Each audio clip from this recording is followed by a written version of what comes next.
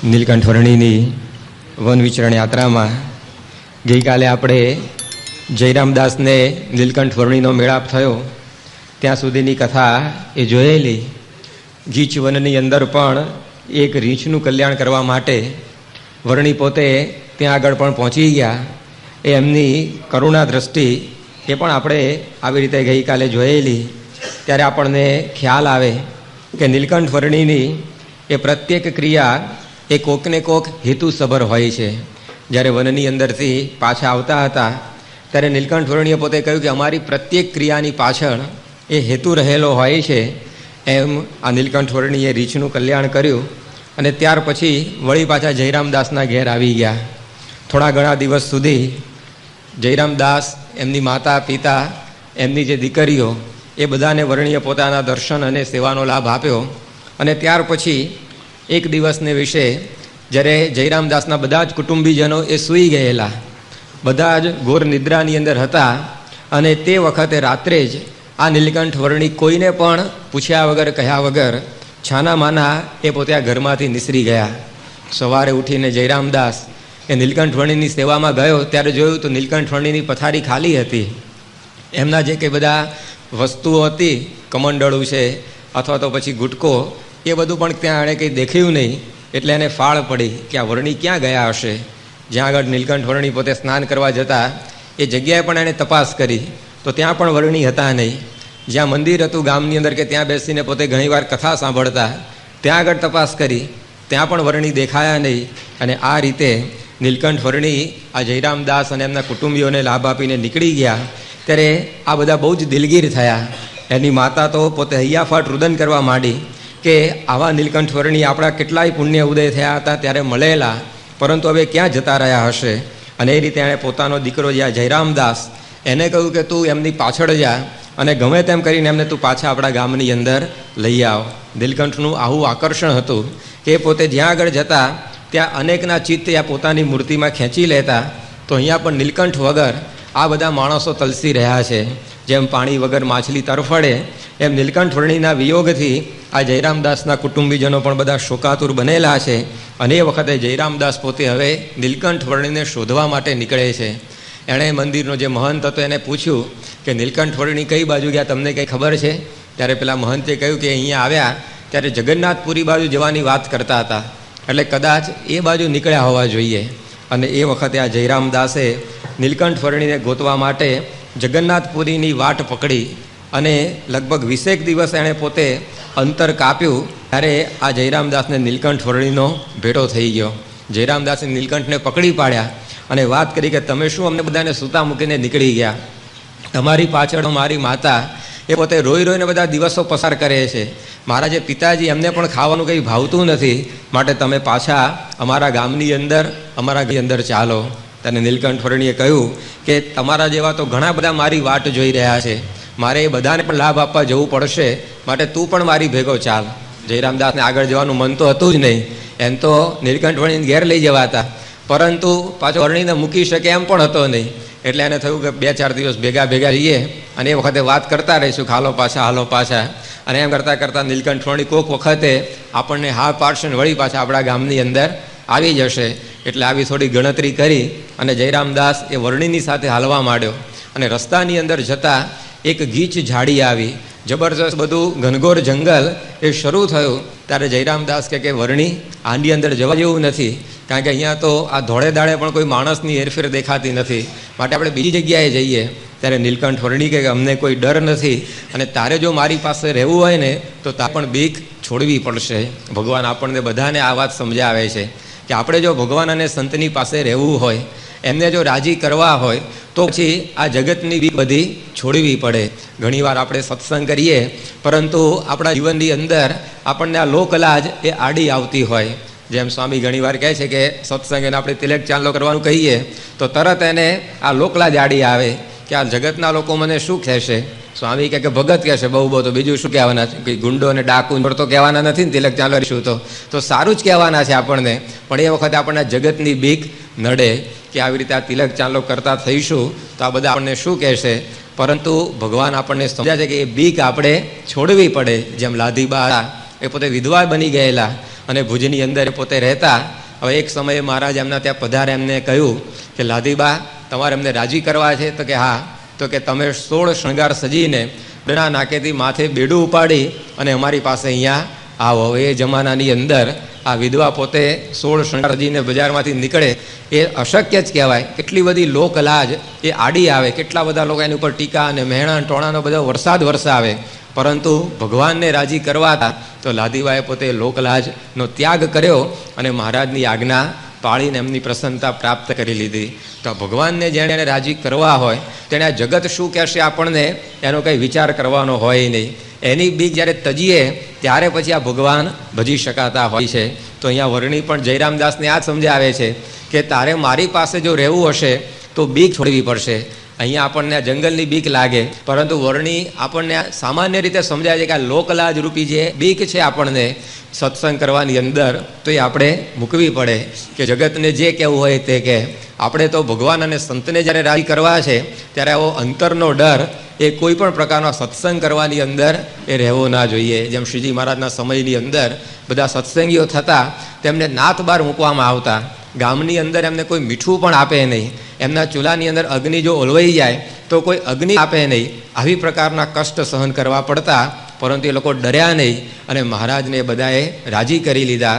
તો આપણે પણ આ સત્સંગ કરીએ છીએ તો એના નિયમ પાળવાની અંદર ક્યારેય મહારાજે કહ્યું કે જગતથી દબાવવું નહીં. આપણે જે કંઈ આવી રીતે આ સ્વામીએ આજ્ઞાઓ કરી એની બરાબર ખબરદાર થઈને પાળવી. સ્વામીએ વાતોમાં લખ્યું છે કે જેમ વડોદરાનો ચાંદલો કોકને આવે તો એનો કેટલો કેફ એને વર્તે. એ વખતે વડોદરાનું ગાયકવાડ સ્ટેટ એ ગુજરાતની અંદર બહુ મોટું કહેવાતું, અને સ્વામી કહે કે એનો ચાંદલો જો કોઈના ઘેર આવે તો પછી એ કેટલું બધું ભાગ્ય એનું મનાય. એ કોઈ દાડ પછી બીક રાખે કે હવે ક્યાં ચાંદલો વડોદરા સ્ટેટનો કપાળમાં કરવો અને આવી રીતે આપણે જગતમાં ફરવું. તલ પાપડ હોય કે ક્યારે આવે ને ક્યારે કરી કાઢીએ. સ્વામી કહે છે કે લગ્નમાં કેવું આપણે મોઢું ધરી દઈએ તરત કે લો અહીંયા ચાંદલો કરો. એમ આપણે આ પુરુષોત્તમ નારાયણનો સ્વામી કે ચાંદલો આવ્યો છે તો એને પણ કરવાની અંદર એ કોઈ આ બીક રાખવી નહીં, કારણ કે જગત છે કોઈ દિવસ સરખું બોલવાનું નથી. સ્વામી એમની વાતોમાં લખ્યું, શિવજીને પોઠિયાનું દ્રષ્ટાંત આપ્યું કે એકવાર શિવને પાર્વતીએ 2 જણ જતા હતા અને પોટમની સાથે સાથે ચાલતો હતો. તો કેટલાક બધા છોકરાઓ ઊભા હશે, એમણે આવી રીતે આ 2ને ચાલતા જઈને પોઠિયાને ખાલી ચાલતો જોયો ત્યારે કહ્યું કે આ 2 મૂરખ લાગે છે ને, આટલો સરસ પોઠિયો છે તો 2માંથી 1 જણે તો બેસવું જોઈએ ને, વાહન જેનો ઉપયોગ કરતા છે નહીં. એટલે પછી શિવજીને થયું કે આ બધા બોલ કરે છે, લાવ પાર્વતીજીને કહીએ કે તમે બેસો. એટલે પાર્વતીજીને બેસાડે. લેડીઝ ફર્સ્ટનો જમાનો છે ને, એટલે કે તમે કે પહેલાં બેસો કે એટલે કોઈ બોલે નહીં. એટલે પાર્વતીજી બેઠા ને પછી આગળ ગયા. ત્યાં વળી પાછી બીજી આવ્યા ચડી બેઠી છે અને એના ધણીને કે આ હલાવે. પાર્વતીજી તરત જ ઉતરી ગયા, એમને કહ્યું તમે બેસો કે આવી રીતે આ મેણા મારાથી સહન થતા નથી. એટલે શિવજીને બેસાડ્યા ઉપર અને શિવજી બેઠા ને પાર્વતી ચાલતા ચાલતા આગળ જતા હતા. ત્યાં વળી પાછું આગળ બીજું ટોળું આવ્યું. તેણે કહ્યું આ ચડી બેઠો છે ને, આ ફૂલ જેવી કોમળ બાઈ છે એને હલાવે છે અને આ એકલો ઉપર ચડી બેઠો છે. શિવજી કહે કે હવે આમાં કરવું શું? કે તું બેસે છે તોય પ્રશ્ન થાય છે, હું બેસું તોય પ્રશ્ન થાય છે, ખાલી ચાલે તોય પ્રશ્ન થાય છે, કદાચ 2 જણે ઉપાડીને પોઠિયાને લીધો હોય ને તોય પ્રશ્ન થાય, તોય કંઈક લોકો તો બોલે. તો આ પ્રકારે આ જગતનું કંઈ આવી રીતે સાંભળવા રહીએ ને તો એ કંઈ કામ થઈ શકે એવું છે નહીં. માટે આ જગતની બીક બધી આપણે આ સત્સંગ એ કરવાનો એ વર્ણી આપણને સમજાવે. પ્રકારની આ લાજ શરમ એ મહારાજ કે આપણે રાખવી નહીં. લોકો ખોટા કામમાં નથી શરમ રાખતા. પાન મસાલા ખાવામાં કોઈ શરમ રાખે છે? હવે કામ ખોટું જ છે ને. દારૂ પીવાની અંદર કોઈને શરમ આવે છે? પાનના ગલ્લે ઉભા રહેવામાં કોઈને શરમ આવે છે? તો આવી રીતે ખોટા કામ છે. ચોરીઓ કરવામાં કોઈને શરમ આવે છે? ખોટા કામની અંદર જો લોકો નથી શરમાતા તો આપણે તો સારું કામ જીવના કલ્યાણનું કરીએ છીએ, તો એમાં શા માટે આ બધો ડર રાખવો? તો એ વર્ણિયા જયરામદાસને સમજાવ્યું અને જયરામદાસને લઈને એમણે પોતે આ જંગલની અંદર એ પ્રવેશ કર્યો. અને એ વખતે ત્યાં રસ્તાની અંદર એક કૂવો આવ્યો. કૂવાની બાજુમાં એક હવેડો હતો. વર્ણીએ આ જયરામદાસને કહ્યું કે આ કૂવામાંથી બધું પાણી કાઢી અને તમે હવેડાની અંદર ભરી દો, કારણ કે આ જંગલમાં ઘણા બધા પશુ પંખીઓ રહે છે, તો એ બિચારા કૂવામાં તો કંઈ મોઢું નાખીને પાણી પી ના શકે, પણ આવો હવેડો જો બાજુમાં ભરેલો હોય તો એ લોકોને નિરાત રહે. એટલે વર્ણીએ હવેડાની અંદર આ બધું પાણી ભરાવ્યું. અને એ સમયની અંદર જેવો હવેડો ભરાયો એ વખતે વર્ણીએ પોતાના ચરણારવિંદ એ પાણીની અંદર બોળીને એને બધું પ્રસાદીનું કર્યું. અને એ વખતે તરત જ ચારેય બાજુથી સસલા ને શિયાળ ને હરણ ને વાઘ ને સિંહ આ બધા જ પાણી પીવા માટે આવવા માંડ્યા. અને એક સાથે આ વાઘ, સિંહ, હરણ, સસલા, શિયાળ આ બધા જ હવેડાની અંદર પાણી પીવા માંડ્યા. ત્યારે જયરામદાસને થયું કે આ બધાની હિંસક વૃત્તિ અત્યારે ગઈ ક્યાં? બાકી હરણું સામે હોય સિંહ કોઈ દાડ ચૂપચાપ બેસી રહે? આવી રીતે સસલાને શિયાળ સામે હોય, વાઘ કોઈ દિવસ આવી રીતે સૂનમૂન થઈને પાણી પીવે ખરો? પરંતુ આ બધા જ પ્રાણીઓ એ પોતપોતાના ભાવ ભૂલી ગયા. સિંહને વાઘ હિંસક વૃત્તિ ભૂલી ગયા. સસલા શિયાળને હરણા એ પોતાના અંતરનો જે બીક હોય એ વિસરી ગયા અને એક સાથે બધા આવી રીતે વસુદૈવ કુટુંબકમની જેમ આ પાણી પીવા માંડ્યા. ત્યારે આ જયરામદાસને નીલકંઠ વર્ણિની પ્રતિભાનો વિશેષ પરિચય થયો કે આ વર્ણિનું શું વ્યક્તિત્વ છે કે એના વાતાવરણની અંદર આવવાથી આ બધા માણસના તો ભાવ બદલાય પણ આ પશુઓની પણ વૃત્તિઓ બદલાઈ જાય છે. ત્યારે આ ભગવાન અને સંતના વાતાવરણની એક અસર થતી હોય છે. પ્રમુખ સ્વામી મહારાજ જેવા સંત એ જ્યાં બેઠા હોય ત્યાં આજુબાજુ એક આવું વાતાવરણ સર્જાતું હોય છે કે આપણી બધી વૃત્તિઓ એ વિરામ પામી જાય. આપણા મનના જે બધા સંકલ્પો હોય ને એ બધા શમી જાય. જેમ શ્રીજી મહારાજ એકવાર ઝિંઝાવદરની અંદર હતા અને ત્યાંથી એક પોલો મુસ્લિમ કોઈક માણસ પસાર થયો અને એ વખતે આ જે ગામની સીમાથી પસાર થતો હતો એના અંતરની અંદર એકદમ શાંતિ વર્તવા માંડી. જે કંઈ એનો ઉદ્વેગ હતો બધો શમી ગયો. અને એ વખતે એને થયું કે આવું કેમ થયું? અત્યાર સુધી તો હું આવી રીતે અશાંતિમાં ઉદ્વેગમાં જ હાલતો જતો હતો અને આ સીમની અંદર એક આવવાથી કેમ આ બધું અંતરમાં પરિવર્તન થઈ જાય? એટલે પછી એણે ગામની અંદર કોઈ માણસ દેખાઈને પૂછ્યું કે અહીંયા કોઈ એવા મોટા સાધુ મહાત્મા રહે છે? કારણ કે આવી રીતે અહીંયા આવવાથી જ આ મારા અંતરની અંદર શાંતિ થઈ ગઈ. ત્યારે એમણે પછી કહ્યું કે અમારા દરબાર છે ગામના, એમના ત્યાં એક આવી રીતે સ્વામિનારાયણ આવીને રહે છે. હવે એને તમે કદાચ મળો, કદાચ તમારને જે અનુભવ થયો એમને લીધે હોઈ શકે. અને પેલો ત્યાં આગળ ગયો અને મહારાજના દર્શન કરતા તો શાંતિનો શેરડો પડી ગયો. મહારાજને સમાધિ કરાવી 1,88,000 પૈગંબરોને એને દર્શન કરાવ્યા. એ બધા જ પૈગંબરો એક પગે ઉભા રહીને મહારાજની સ્તુતિ કરતા એવા દર્શન થયા અને આ રીતે એ મહારાજને ગુણ આવી ગયો. ત્યારે આ ભગવાન અને સંત જ્યાં બિરાજતા હોય ત્યાં પણ આવી એક દિવ્યતા એ બધી છવાઈ જતી હોય છે. તો વાતાવરણ પણ એમની આગળ આવું સર્જાય કે હિંસક વૃત્તિઓ હોય એ ટળી જાય, મલિન વૃત્તિઓ હોય બધી ટળી જાય. અમૃત મહોત્સવ જ્યારે 95માં થયો ત્યારે એક ભાઈ મળેલા, એ નક્કી કરીને આવે કે આ જે નગર છે સ્વામિનારાયણ નગર, એમાં જઈને મારે બીડી પીવી છે. ત્યાં વ્યસન મુક્તિ યજ્ઞ ચાલતો હતો ને, પણ એને વળી આવો સંકલ્પ થયો કે આપણે બતાવી દેવું કે આપણે તો વ્યસન મૂકી એવા છીએ. એ તો ઘેરથી સંકલ્પ કરીને નીકળે કે નગરમાં જઈને મારે બીડી સળગાવીને પીવી છે. પરંતુ લગભગ 15-20 દિવસ સુધી આવ્યો નગરમાં, પણ નગરમાં આવે ને બધા વિચાર બદલાઈ જાય, એ પેટાવી જ ના શકે. પછી ત્યાં આગળ એણે પ્રતિજ્ઞા લઈ લીધી કે આજથી હવે કોઈ દિવસ આ વ્યસન કરવું નથી. જો આ મોટા પુરુષનું સાનિધ્ય એની અંદર આ બધી વૃત્તિઓ એ વિરામ પામી જાય. ત્યારે આ પ્રકારની આ વાત અહીંયા પણ બની કે વર્ણિના સાનિધ્ય માત્રથી આ બધા એ પોતપોતાના ભાવ ભૂલી ગયા અને તે વખતે વર્ણીએ બધા જ પ્રાણીઓ બાજુ દ્રષ્ટિ કરી અને બધાને સમાધિ થઈ. સિંહને, વાઘને, સસલાને, શિયાળને આ બધાને ત્યાં આગળ એ સમાધિ થઈ. થોડીક વખત સુધી મહારાજે સુખ લેવા દીધું બધા પ્રાણીઓને અને ત્યાર પછી વર્ણી એમને જગાડીને મોકલી દીધા પાછા જંગલમાં. અને આ જયરામદાસે જોયું ત્યારે તો એને આશ્ચર્યનો પાર રહ્યો નહીં કે આગળના અવતારે તો માણસોને સમાધિ નથી કરાવી, ત્યારે નીલકંઠ વર્ણિ તો ચપટીની અંદર આ પશુઓને વગર અષ્ટાંગ યોગ સાથે સમાધિઓ કરાવે છે.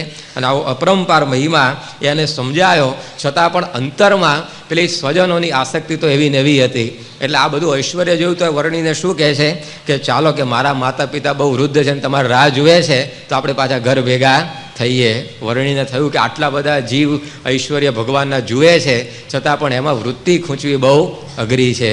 આ જયરામદાસ કે કેટલો બધો આપણે સ્વામીનો પ્રતાપ પ્રભાવ બધું જ જોઈએ છતાં પણ એમની અંદર આમ વૃત્તિ ચોંટવીને એ બહુ અઘરી છે. તરત પાછી જગતની અંદર ચોંટી જાય. મહારાજે જેમ અંત્યના બીજા વચનાત્માં લખ્યું કે આ જગત દુઃખરૂપ છે એ આપણને ખબર પડે છે, આ સંસારની અંદર કાંઈ માલ નથી એ જાણીએ છીએ, આવા મોટા પુરુષ પાસે સુખ છે એ આપણને અનુભવ થાય છે, તો એ વૃત્તિ પાછી ક્યાં ચોંટી જાય? જગતની અંદર જ ચોંટે છે, એ ભગવાનમાં ચોંટતી નથી. જેમ મહારાજના એક સાધુ એ ગામડે વિચરણ કરવા ગયા અને એક ગામમાં પોતે પધાર્યા, આવી રીતે કથા બધી કરી એમણે.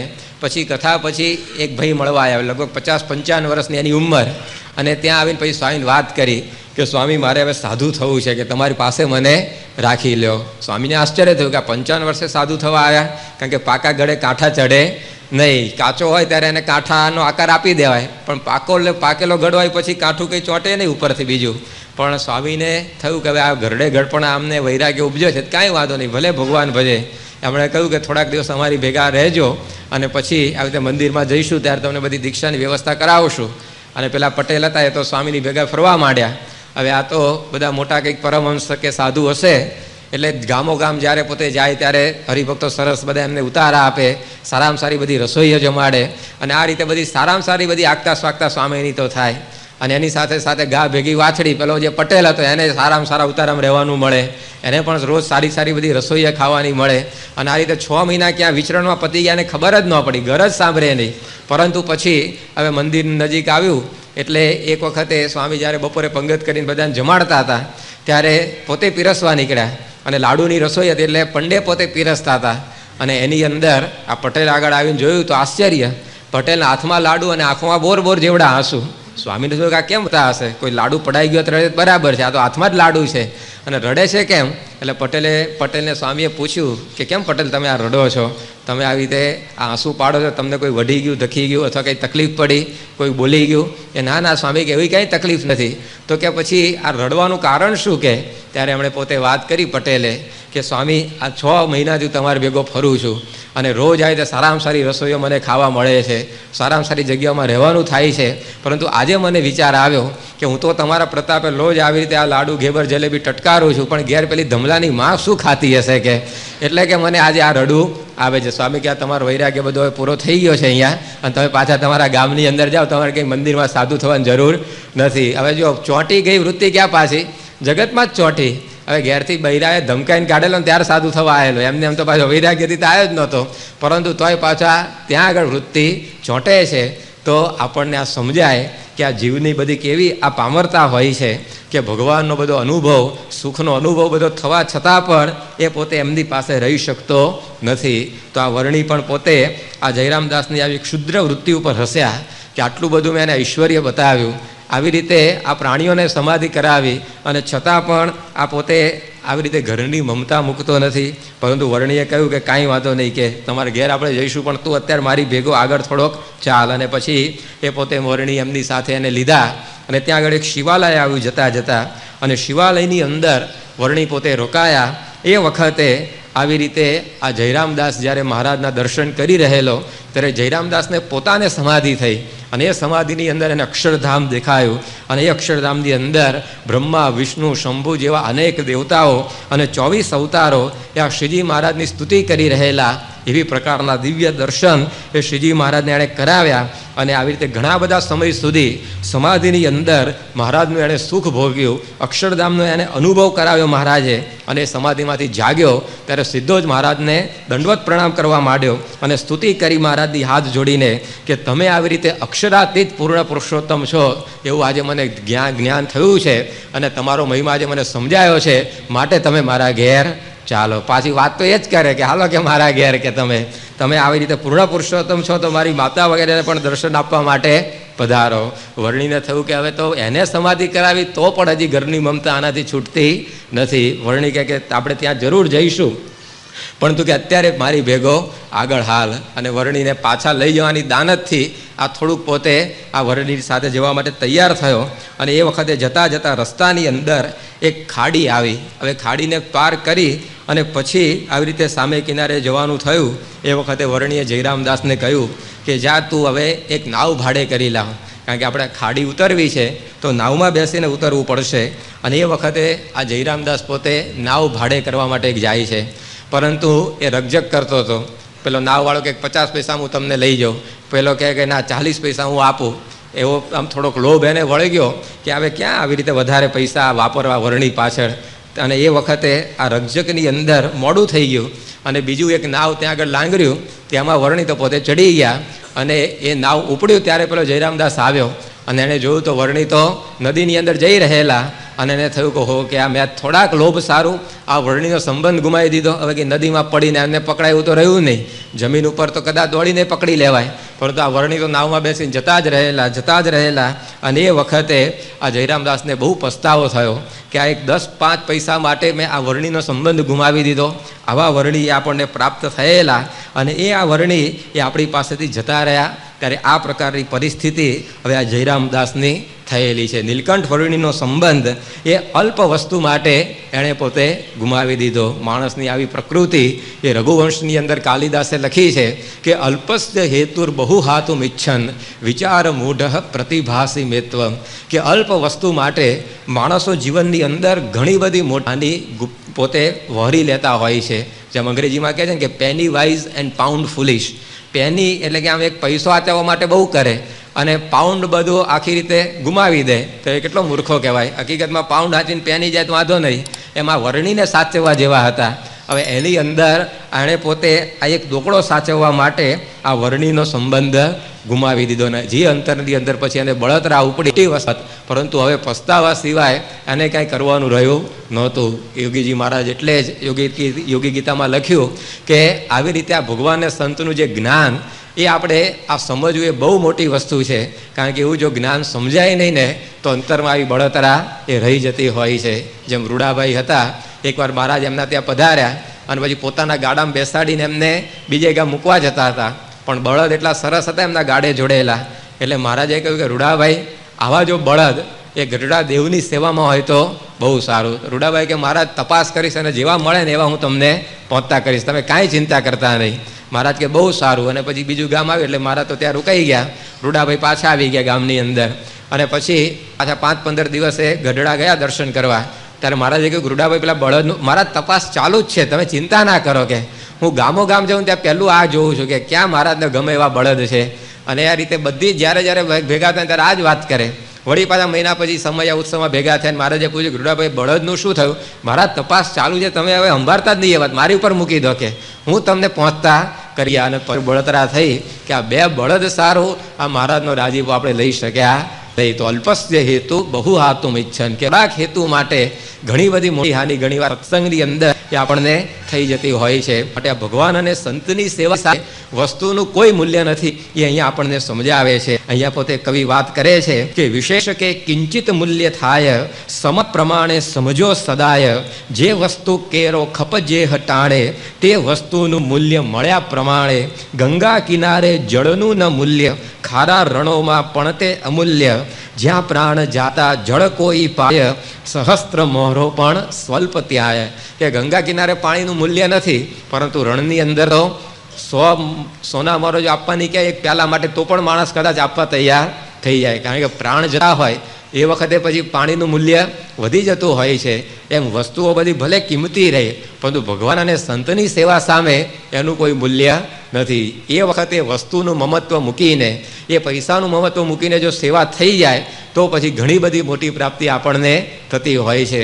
પણ જીવને આ સમજાતું નથી. જેમ જયરામદાસે કેટલું બધું મહારાજનો ઐશ્વર્ય પ્રતાપ બધું જ જોયું, પણ વળી પાછી આ એક દોકડાની અંદર એવી પ્રીતિ અને રહી ગઈ હતી તો આટલો મોટો સંબંધ છૂટી ગયો. જેમ રૂપરામ ઠાકરની વાત પણ યોગીજી મહારાજે લખી છે યોગી ગીતામાં, કે એકવાર ઉમરેઠના રૂપરામ ઠાકરે મહારાજને અને સંતોને બધાને તેડાવે હરિભક્તો સાથે કે મહારાજ રસ રોટલીની રસોઈ મારે તમને જમાડવી છે. મહારાજ પછી હરિભક્તો સંતો બધાને લઈ અને ઉમરેઠ પધાર્યા અને એ વખતે રસની સરસ બધી રસોઈ આ રીતે બનાવવામાં આવેલી. મહારાજે પંગત પાડી, મહારાજ કે અમે પીરસવા માટે આવશું. અને આ રીતે મહારાજ પોતે કમંડલ લઈને નીકળ્યા રસ પીરસવા. બધાને રસ પીરસી દીધો અને પછી મહારાજે કહ્યું કે હવે વાસુદેવ હરે કરો, બધા જમવાનું સારું કરો. અને એ વખતે જમવાનું પરમહંસ હરિભક્તે શરૂ કર્યું.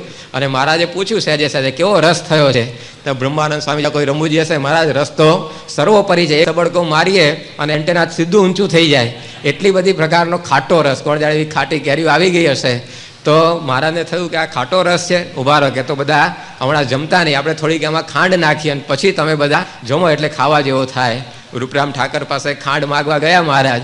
ત્યારે મહારાજે કહ્યું કે લાવો આ રસ જરા ખાટો છે તો ખાંડ બધાને આપીએ. ત્યારે ઠાકર શું બોલ્યા કે મહારાજ અમારી નાતમાં રિવાજ નથી ખાંડ આપવાનો રસની અંદર.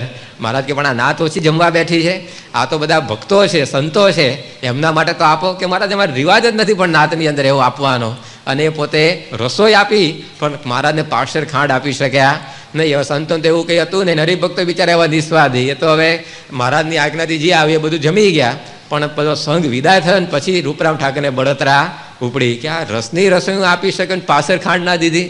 પણ હવે પછી આવી રીતે બુંદસે બિગડી હોજ સે સુધરતી નહીં. એકવાર બુંદથી જે કામ બગડે પછી હોજ ખાલી કરો ને તો એ કંઈ સુધરે નહીં. એમ આ બળતરા એ રૂપરામ ઠાકરને એ અંતરની અંદર ગરી ગઈ. ત્યારે આપણને ખ્યાલ આવે કે ઘણું બધું કરવા છતાં પણ એ ઘણીવાર આવી પ્રકારે આપણું ગાડું અટકતું હોય છે. ત્યારે યોગીજી મહારાજ એટલે પ્રાર્થના કરી કે જેવી બળતરા રૂડાભાઈને થઈ, જેવી બળતરા રૂપરામ ઠાકરને થઈ, એવી બળતરા અમને ન ઉપડે તે પ્રાર્થના. હવે આપણે આ લોકોની લાઈનમાં નામ લખાવવાનું નથી. આ જયરામદાસ, રૂડાભાઈ, રૂપરામભાઈ પછી આપણું આવે એવું નથી કરવાનું. આપણે તો આ સામત પટેલ, દાદા ખાચર એ બધાની પંક્તિની અંદર મહારાજ કે ભળવું કે ભગવાન અને સંત એ જ્યારે જ્યારે આવી પ્રકારે આ કંઈક સેવા આપણી પાસે માગે ત્યારે એ વસ્તુના મૂલ્ય એની આગળ કંઈ રહેતા નથી. એ સેવાનું જે મોટું ફળ આપવાના હોય છે એની આગળ આ લોકોની દરેક વસ્તુ એ બધી તુચ્છ છે. ત્યારે આવી પ્રકારે આ જયરામદાસને હવે પસ્તાવાનો કોઈ પાર રહ્યો નહીં. અને એ વખતે પછી જયરામદાસ એ પોતે જાતે નાવ વધારે પૈસા આપીને ભાડે કરી પાછી, કારણ કે વર્ણીને પકડવાતા એને. હવે આ વર્ણી જો આગળ ને આગળ જતા રહે તો વળી પાછા ક્યાંય ના ક્યાંય ઉપડી જાય આ તો. એટલે વળી પાછળ એ પોતે ઉપડ્યો. અને એ વખતે પુરુષોત્તમપુરી કહેતા કે જગન્નાથપુરીની અંદર આ નીલકંઠ વર્ણી પોતે આવી ગયેલા. અને જગન્નાથપુરીની અંદર જે જનકપુરી છે ત્યાં આગળ એ વર્ણીએ પોતે નિવાસ કરેલો. અને એ જનકપુરીની અંદર ત્યાંનો જે રાજા હતો જગન્નાથજીના આવી રીતે પ્રદેશનો, એ વર્ણીનું રૂપ જોઈને એમની પ્રત્યે ખૂબ આકર્ષાયો. અને વર્ણીને એણે રથયાત્રાનો જે ઉત્સવ આવતો હતો તે રથયાત્રાના ઉત્સવની અંદર હાથી ઉપર બેસાડીને એમની આ નગરયાત્રા, રથયાત્રા એ આ પ્રદેશની અંદર કાઢી. ત્યારે આવી બધી પ્રકારે આ રાજાની આ ભાવના જોઈને ત્યાં આગળ જે બધા બાવાઓ વસતા હતા એ બધાને અંતરમાં ઉદ્વેગ થયો કે અત્યાર સુધી આ રાજા આપણને બધાને વસ્તુઓ આપતો હતો, પણ આ વર્ણી જો આવી રીતે એની પાસે વધારે રહેશે તો એનામાં એવું પોતે જોડાઈ જશે અને આપણને તો એ કંઈ પૂછશે જ નહીં. એટલે પછી આ બાવાએ નક્કી કર્યું કે આ વર્ણીને ગમે તેમ કરીને આપણે તગેડવા. વર્ણીને પણ આ બાવાનો આસુરી ભાવ એ બહાર લાવવો હશે. એટલે વર્ણી પોતે જનકપુરીમાંથી ઇન્દ્રદ્યુમ્ન સરોવર છે ત્યાં આગળ રહેવા માટે પોતે આવી ગયા. અને એક વખતે કોઈ કડબંગી બાવો હશે એણે વર્ણીને કહ્યું કે જા કે આ લીલી ભાજી તોડી લાવ. ત્યારે વર્ણીએ કહ્યું કે લીલી ભાજી અમે નહીં તોડીએ, કારણ કે વનસ્પતિમાં પણ જીવ હોય છે. આ જગદીશચંદ્ર બોઝ વર્ષો પહેલાં મહારાજે કહી દીધેલું છે કે વનસ્પતિમાં પણ જીવ હોય છે. અને એ વખતે બાવાએ કે તું અમારું વચન નથી માનતો કે, અને ડારો દીધો. ત્યારે કેટલાક લોકોને લાગ્યું કે આ બધા બિચારા નાનકડા વર્ણીને બીવડાવે છે, એટલે કેટલાક બાવા વર્ણીના પક્ષમાં આવ્યા. એમને એમ કે આપણે જો વર્ણીનું થોડુંક રાખીશું તો પછી વર્ણી આપણા થઈ જશે, લાવો ને અત્યારે પક્ષ રાખીએ એમનો. એટલે એમણે કહ્યું પેલા તમે આ નાના છોકરાને શું ડરાવો છો, છાના મારા કે જતા રહો. પેલા કે તું મને કહેનારો કોણ, પેલા કે તું મને કહેનારો કોણ. અને એમ કરતાં કરતાં બાવાઓ બાટક્યા બધા અંદરો અંદર. અને જે કચ્ચર ગાણ બધો ઉડવા માંડ્યો. અને એમ કરતાં કરતાં થોડાક દિવસોની અંદર તો લગભગ હજારો બાવા આવી તેની અંદર ખલાસ થઈ ગયા. કેટલા બધા બાવાનો કચ્ચરગડા પરસ્પર લડાઈની અંદર એ બધો નીકળી ગયો. અને આ પૃથ્વીનો જે ભાર એ વર્ણીએ પોતે શસ્ત્ર ઉપાડ્યા વગર ઉતારી દીધો. જ્યારે ધર્મદેવ પોતે વૃંદાવનમાંથી આવતા ત્યારે એ વખતે અશ્વત્થામે એમને શ્રાપ આપેલો કે તમારા ઘેર ભલે ભગવાન પ્રગટ થાય, પરંતુ હું તમને શ્રાપ આપું છું કે એ પોતે શસ્ત્ર ધારણ કરી શકશે નહીં. એટલે ધર્મદેવ ચિંતામાં પડી ગયા કે હવે શસ્ત્ર ધારણ નહીં કરે તો અસુરોનો સંહાર કેમ ન કરશે. એ વખતે હનુમાનજી એમણે પોતાને એમ જણાવ્યું કે તમે કાંઈ ચિંતા કરતા નહીં, આ પ્રભુ તો પોતે શસ્ત્ર ધારણ કર્યા વગર પણ અસુરોનો ભાવ એ બધો કાઢશે. તો એ આપણને વર્ણી અહીંયા બતાવ્યું કે એક સાથે આ હજારો બાવાઓ જે પૃથ્વીની અંદર ભારરૂપ હતા, મુમુક્ષુઓને દુઃખ દેતા, એ બધાને આ વર્ણીએ પોતે સાફ કરી દીધા. અને એ પ્રકારે ઘણા બધા આવી રીતે બાવાઓ ત્યાં આગળ મરાયા. આ જે હકીકત એ એક સાધુએ એ વખતે પ્રત્યક્ષ જોયેલી. અને એ પોતે જગન્નાથપુરીમાં જ રહેતા હતા. ત્યાર પછી અમદાવાદ જે જૂનું મંદિર છે ત્યાંના એક સંત એ પોતે વિચરણ કરતાં કરતાં સંવત 1954ની સાલમાં ત્યાં આગળ ગયેલા એ બાજુ ફટાશા સત્સંગ માટે. અને એ વખતે જગન્નાથપુરીમાં એ દર્શન કરવા ગયા ત્યાં એમને 120 વર્ષના વૃદ્ધ સંતનો ભેટો થયો. એટલે એમને લાગ્યું, એ નંદકિશોરદાસજી આપણા સંપ્રદાયના સાધુનું નામ હતું, એટલે એમને થયું કે આ 120 વર્ષના છે તો અહીંયા જે પેલી નીલકંઠ વર્ણીના સમયમાં લડાઈ થયેલી એ એમણે કદાચ જોઈ પણ હોય. એટલે એમને પૂછ્યું કે તમને એવો કંઈ ખ્યાલ છે ખરો કે અહીંયા આવી રીતે 100-125 વર્ષ પહેલાં આવી પ્રકારનું એક બાવાઓ વચ્ચે બહુ મોટું યુદ્ધ થયેલું. ત્યારે કે હા, કે મને બરાબર ખ્યાલ છે કે એ વખતે મારી ઉંમર 12-13 વર્ષની હતી અને એ બાવાઓની વચ્ચે પરસ્પર જબરજસ્ત લડાઈ થયેલી. ત્યારે એમણે પૂછ્યું કે લડાઈ શેને લીધે થઈ એ તમને ખબર હતી. ત્યારે પેલા સાધુએ કહ્યું કે એક નાનકડા 14-15 વર્ષના વર્ણી અહીંયા આવેલા અને એ વખતે બધા બાવાઓને આ વર્ણીને